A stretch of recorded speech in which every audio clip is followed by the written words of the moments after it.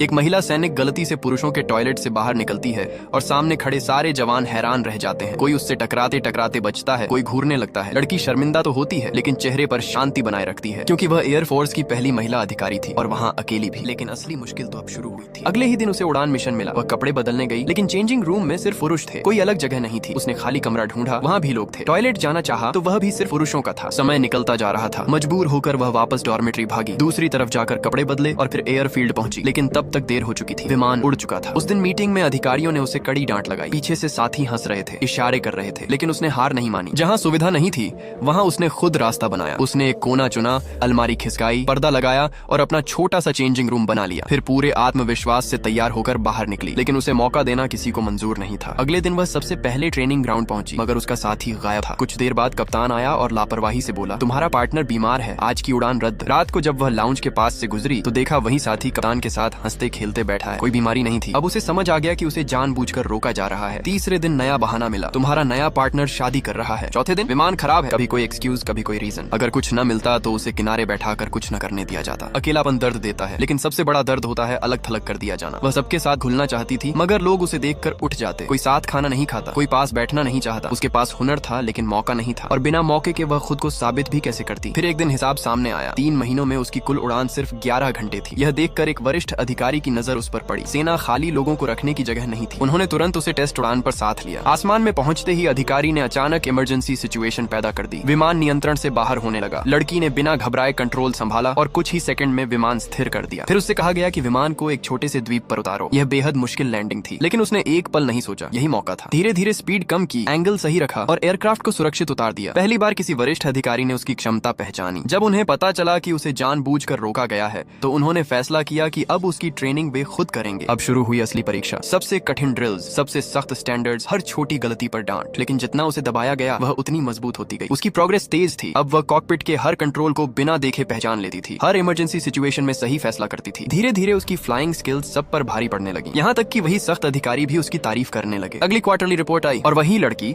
जिसे कभी उड़ने नहीं दिया गया था अब पूरी यूनिट की सबसे बेहतरीन पायलट बन चुकी थी। ये देखकर सारे मेल पायलट्स एक दूसरे का चेहरा देखने लगे और अधिकारी हल्का सा मुस्कुराया क्योंकि अगली सुबह की मीटिंग में अब किसी और की बारी थी।